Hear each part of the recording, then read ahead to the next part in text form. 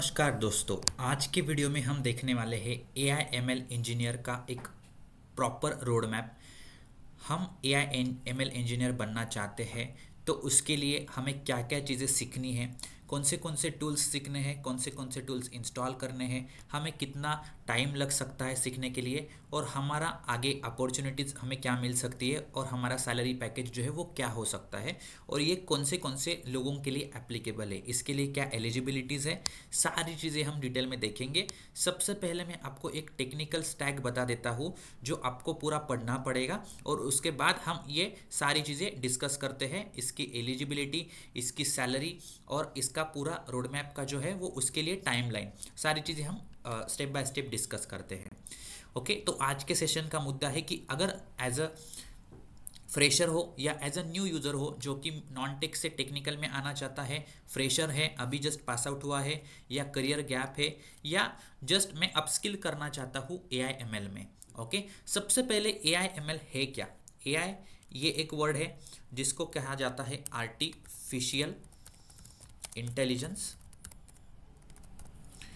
और सेकंड है ML। ML का मतलब है मशीन लर्निंग। ये दो टॉपिक्स है, आर्टिफिशियल इंटेलिजेंस और मशीन लर्निंग। ये पूरा कंप्लीट फील्ड है जिसमें हमें बहुत सारे सब टॉपिक्स आने वाले हैं। ओके, सबसे पहले तो हमें क्या सीखना है वो हम देखते हैं। मैं एक जस्ट लिस्ट बना लेता हूँ जितनी चीज़ें हमें सीखनी है। ML जिसका सीधा सा मतलब हो गया मशीन लर्निंग, जस्ट मैंने अभी लिखा। सेकेंड टॉपिक है डीप लर्निंग, DL उसको कहा जाता है। उसके बाद आता है NLP, नेचुरल लैंग्वेज प्रोसेसिंग। उसके बाद आते हैं LLMs पे, लार्ज लैंग्वेज मॉडल्स, जो हमारे चैट GPT होते हैं वो वाले टूल्स, लैंग्वेज मॉडल्स। उसके बाद आता है हमारा जेन AI, जनरेटिव AI। उसके भी बहुत सारे एप्लीकेशंस है, उसमें क्या सीखना है वो मैं आपको आगे बताऊंगा। उसके बाद आता है आपका एजेंटिक AI। एजेंटिक AI में भी बहुत सारे टॉपिक्स है, एजेंट्स हम उसको कह सकते हैं, वो हमें सीखना है। और उसके बाद आता है MLOps, मतलब कि जो भी हम ये डेवलप करेंगे, जो भी ये डेवलपमेंट के टूल्स है, इससे हम डेवलप करेंगे, एक सॉल्यूशन बनाएंगे, एक एप्लीकेशन बनाएंगे, कुछ प्रोजेक्ट बनाएंगे जिसको हमें डिप्लॉय भी करना रहता है। तो ये MLOps जो है वो डिप्लॉयमेंट के लिए यूज किया जाता है, deployment plus monitoring of that particular project. Okay, तो बेसिकली इतनी सारी चीज़ें हमें सीखनी है।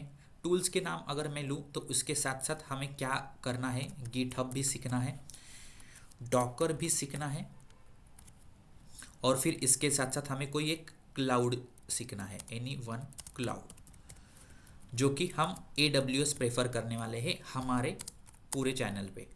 एज्योर भी आप सीख सकते हो, और या फिर आप GCP भी सीख सकते हो जो कि गूगल का क्लाउड प्लेटफॉर्म है। ओके, ये सारे टूल्स हमें सीखने हैं। हर एक टूल किस लिए यूज होता है वो सारी चीज़ें मैं शॉर्ट में आपको बताऊंगा, बट आगे आने वाले वीडियोस में हम एक एक टॉपिक कंप्लीट डिटेल में देखने वाले हैं। पूरा AI इंजीनियर का सिलेबस आपको यूट्यूब पे मिलेगा। सिर्फ आपके जो डाउट्स रहेंगे, आपके जो प्रॉपर प्रोजेक्ट्स के जो भी चीज़ें रहेगी, उसके लिए आप कमेंट कर सकते हो। जितना हो सके उतना मैं ट्राई करूँगा आपको आपके डाउट्स सॉल्व करने का, बट आपको सिर्फ एक्टिव रहना है, सारी चीज़ें प्रॉपरली फॉलो करना है। ओके ओके, तो इसके साथ साथ सबसे पहले मशीन लर्निंग से जब शुरुआत हम करते हैं, उससे पहले हमें एक कोई प्रोग्रामिंग लैंग्वेज सीखनी पड़ेगी जो कि है पाइथन। ओके, एक प्रोग्रामिंग लैंग्वेज, और एक डेटाबेस जिसको मैं SQL सर्वर, एक हमें डेटाबेस सीखना है। ओके, SQL सर्वर ये पॉपुलर है, तो हम SQL सर्वर और PostgreSQL का थोड़ा पार्ट हम सीखने वाले हैं। ओके, तो देखो, number 1, number 2, number 3, number 4, number 5, number 6, number 7, number 8, number 9, इसको 10 नंबर, इसको 11 नंबर और इसको 12 नंबर। टोटल हमें सीखनी है 12 चीज़ें।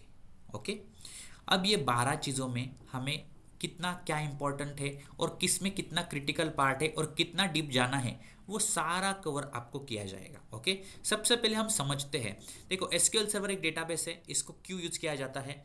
इसको यूज किया जाता है डेटा स्टोर करने के लिए। डेटा स्टोर करने के लिए ये एक डेटाबेस है, डेटा स्टोर करने के लिए यूज किया जाता है। और जो एसक्यूएल लैंग्वेज है वो डेटा को मैनिपुलेट करने के लिए, डेटा को फेच करके और कहीं पे लेके जाने के लिए यूज किया जाता है। पाइथन एक प्रोग्रामिंग लैंग्वेज है। सारी जो कोडिंग आपकी होने वाली है पूरे एआई एप्लीकेशंस की, वो पाइथन होने वाली है। This is only programming language we will use for our use case of any AI application. Machine learning हो, उसके बाद एआई हो, जेन एआई हो, एजेंट्स हो, सबके लिए यही प्रोग्रामिंग लैंग्वेज हमें यूज करनी है। ओके, उसके बाद machine learning, ML models. Okay, ये क्या होता है? जैसे कि पास्ट के पैटर्न्स हो गए। ओके, मशीन लर्निंग क्या होता है कि जो कुछ हिस्टोरिकल डेटा है, जैसे कि मेरा एक सेल्स का बिजनेस है, तो मैंने 5 साल का पिछला डेटा उसको दिया, मॉडल को ट्रेन किया, और उसको अभी मैं पूछ रहा हूँ कि ये नेक्स्ट ईयर में अब मुझे बता कि पिछले 5 साल का डेटा देख के उसके पैटर्न्स आइडेंटिफाई करके उसको एनालिसिस करके मुझे बता कि अगले साल मेरा सेल कितना होने वाला है। तो हम उसको पास्ट के डेटा के ऊपर ट्रेन करते हैं और उसके ऊपर हम उसका नेक्स्ट प्रेडिक्शन एक्सपेक्ट करते हैं मॉडल से कि वो हमें फॉरकास्टिंग करके दे कि अभी नेक्स्ट में क्या होने वाला है। Future prediction, that's it, future prediction. उसके लिए हम इसको यूज करते हैं। ओके, नेक्स्ट हो गया डीप लर्निंग। डीप लर्निंग भी हमारा सेम ही है। डीप लर्निंग के भी कुछ मॉडल्स होते हैं, उसमें भी हम फ्यूचर प्रेडिक्शन ही करते हैं। तो उसमें हम इमेजेस का भी प्रेडिक्शन करते हैं। डीप लर्निंग में इमेजेस का भी यहाँ पे प्रेडिक्शन किया जाता है। ओके, आप यहाँ पे डीप में मत समझो, आपको सिर्फ बेसिक इंट्रोडक्शन दे रहा हूँ मैं। सिर्फ चीज़ें क्या है डीप लर्निंग, न्यूरल नेटवर्क्स कहा जाता है। न्यूरल नेटवर्क्स क्या होता है वगैरह सब आपको अभी नहीं देखना है। डीप लर्निंग भी एक मॉडल है जो कि फ्यूचर प्रेडिक्ट करने के लिए भी यूज़ किया जाता है और इमेजेस का भी प्रेडिक्शन मतलब करने के लिए यूज़ किया जाता है।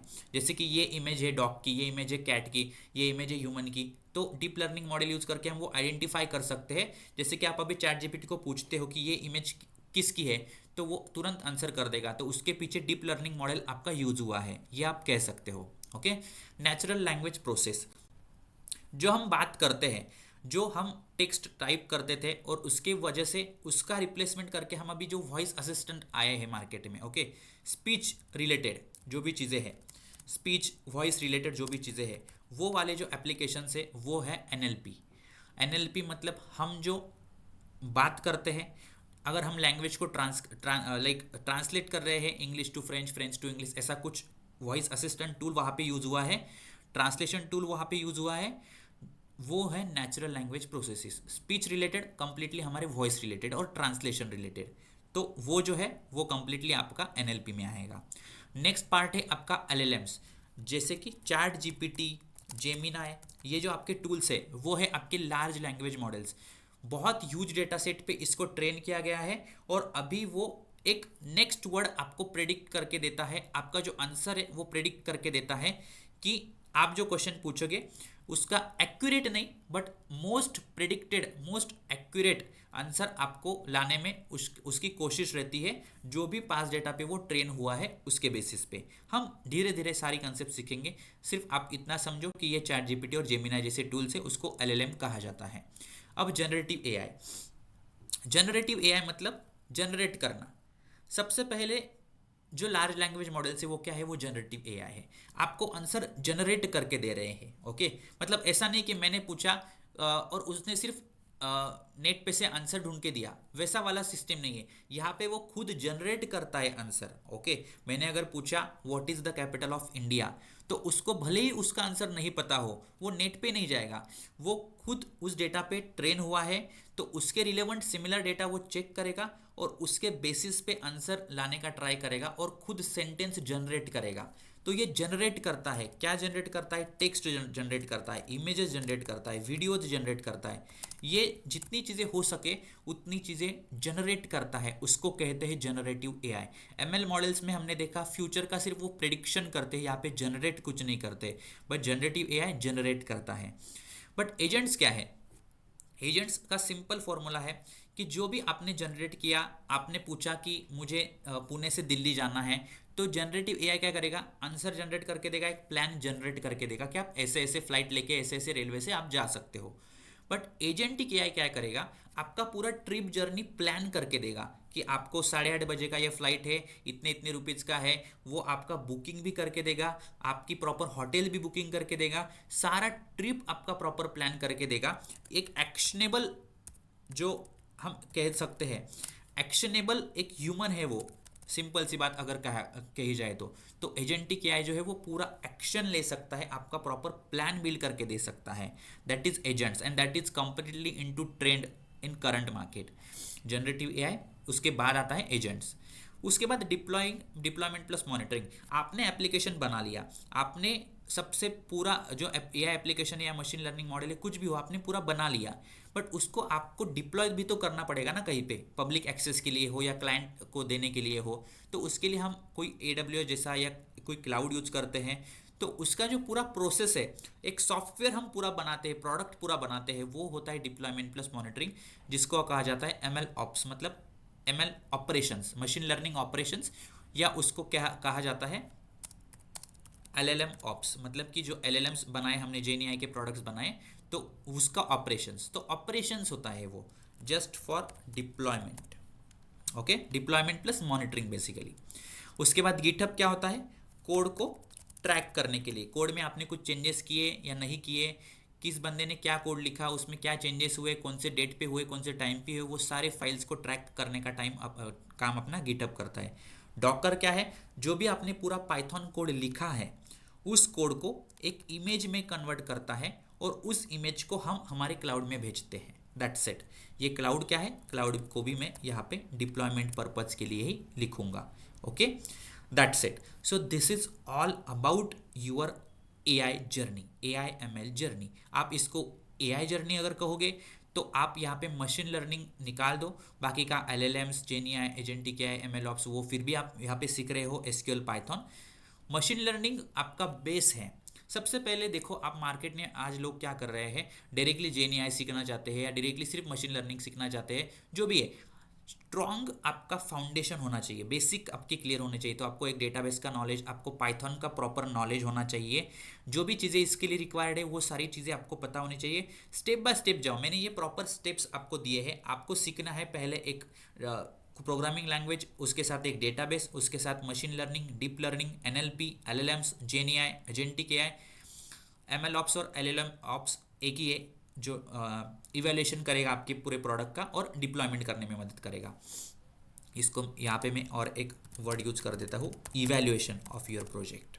ओके, गिटहब, डॉकर और एनी एक क्लाउड। तो क्या आपको ये सारी चीज़ें सीखनी है? देखो, सारी ही चीज़ें सीखनी है ऐसा नहीं है, बट ये अगर सारी चीज़ें सीखते हो तो आप एक टॉप 1% ऑफ इंजीनियर्स बन जाते हो आज के 2026 के एरा में। ओके, जिसकी डिमांड बहुत बहुत बहुत ज़्यादा है। बट क्या आप सिर्फ मशीन लर्निंग सीख के भी आपका करियर बना सकते हो? यस, आप सिर्फ मशीन लर्निंग सीख कर भी आपका करियर बना सकते हो। जैसे जैसे आप आगे बढ़ोगे वैसे वैसे आपको और पैकेज मिलेगा और अच्छा आपको रोल मिलेगा और आपकी ज़्यादा डिमांड बढ़ेगी। बट ये सब पास करके आप डायरेक्टली जेनीआई मत सीखो, ये मेरा फाइनल रिकमेंडेशन है हर एक कैंडिडेट के लिए। अब एलिजिबिलिटी क्या है इसकी? Any graduate can enter into IT and they can learn AI ML। Simple, जो भी ग्रेजुएट की डिग्री आपके पास है, आप फ्रेशर हो, आप करियर गैप के साथ हो, आपके पास ऑलरेडी नॉन टेक का कुछ बैकग्राउंड है, आपने कुछ कई काम किया है, आप अभी वर्किंग हो, नॉन वर्किंग हो, आप अभी ऑलरेडी दूसरे टेक्नोलॉजी पे वर्किंग हो, सब लोग ये सीख सकते हो। इसका ड्यूरेशन कितना होना चाहिए? 5 to 6 मंथ्स मैक्स। इसमें आप AI इंजीनियरिंग पे शिफ्ट हो सकते हो प्रॉपरली। ये मैक्स टाइमिंग लाइन आपको दे रहा हो। ओके, आपकी सैलरी, जो मैंने एक सैलरी का फॉर्मूला बताया था, years of experience into 4। Okay, ये आपको इससे भी ज़्यादा सैलरी देगा। ये हो गया नॉर्मल रोल्स के लिए। AI/ML रोल्स आपको उससे भी ज़्यादा सैलरी देता है। एक्सपीरियंस इनटू जो भी आपका इंडस्ट्री एक्सपीरियंस है पीछे का, ओके, जो भी नंबर ऑफ ईयर्स एक्सपीरियंस है, 5 ईयर से, 8 ईयर से, 10 ईयर से, 2 ईयर से, जो भी है, इनटू आप मिनिमम 5 पकड़ के चल लो, आपके सैलरी उतनी होनी चाहिए। अगर आपके पास 5 साल का एक्सपीरियंस है पिछले का, और अगर आप ये पूरा अच्छे से सीखते हो, उस बेसिस पे अगर आप इंटरव्यू देते हो, उस बेसिस पे उस प्रोफाइल पे जाते हो, तो आपका 25 LPA पैकेज होना चाहिए, 5x5।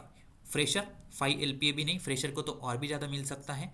आप सिर्फ ये अच्छे से सीखो, बेसिक्स लेके अगर आप जाते हो मार्केट में, तो आपको एक सिंपल सा जॉब मिलने में भी मुश्किल हो जाएगी। मैं ये पैकेज की बात तब कर रहा हूँ जब आप ये प्रॉपर सब कुछ सीखते हो तो, okay. Anyone can enter into this, anyone can learn into this. और हमारे चैनल पे बने रहिए, चैनल को सब्सक्राइब कीजिए, इंस्टाग्राम पेज पे फॉलो कीजिए, सारी चीज़ों पे कनेक्ट रहिए, ताकि आपके सारे डाउट्स और स्टेप बाय स्टेप हम सारी चीज़ें लर्न करेंगे, ओके। और सबसे पहली बात, ये सारा बताने के बाद मैं एक बेसिक कंसेप्ट क्लियर करना चाहूँगा। AI is your main field, artificial intelligence, और उसके सब पार्ट्स ये सारे हैं, ओके। तो AI और GenAI में क्या डिफरेंस है? तो GenAI is just a part of AI, but AI is your main field, और उसके अंडर ये सारी चीज़ें आती है, machine learning, deep learning, GenAI, LLM, जो भी है मैंने अभी यहाँ पे एक्सप्लेन किया। तो AI ही फील्ड है, उसके अंडर की जो चीज़ें हैं वो मैंने आपको यहाँ पे कवर की, ओके।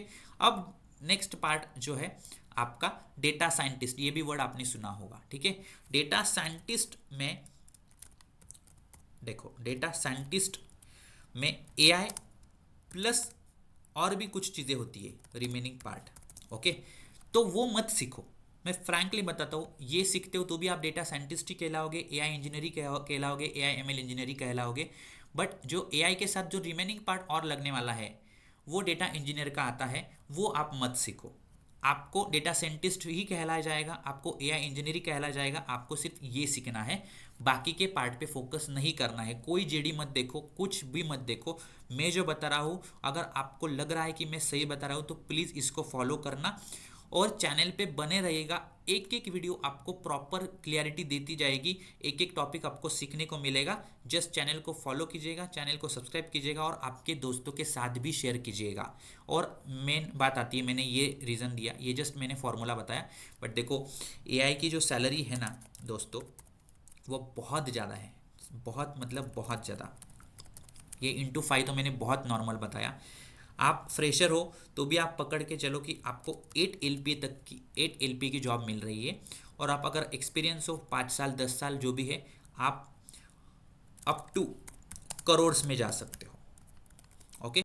अब किसी को यहाँ पे शक नहीं होना चाहिए, सिर्फ मार्केट को पहले समझो। और मैं ये तब की बात कर रहा हूँ आप जब ये सारी चीज़ें सीखते हो, okay. 8 LPA up to crores, बहुत ज़्यादा ओपन ब्रैकेट है आपका सैलरी का, यहाँ पे आपको ज़्यादा ब्रैकेट्स नहीं देखने को मिलेंगे, मार्केट आपको ज़्यादा रिस्ट्रिक्ट नहीं करेगा। बट तब जब आप ये सारी चीज़ें अच्छे से सीख के आते हो, एक नॉलेज के साथ आते हो, तो ही आपको ये अच्छा रोल और अच्छी सैलरी देखने को मिलेगी। थैंक यू सो मच दोस्तों, चैनल पे बने रहेगा, और आपको जो भी डाउट्स है पिंग मी पर्सनली, या कमेंट सेक्शन में आपके डाउट्स डालते रहो। आपको जो भी टॉपिक्स की नीड है, आप सिर्फ कमेंट सेक्शन में ऐड करते रहो। जैसे जैसे आपको मुझे पॉसिबल होगा, मैं सारे वीडियोस लाने का ट्राई करूँगा, okay. Thank you so much for watching this full video. All the best to everyone to become an AI engineer very soon in 2026 only.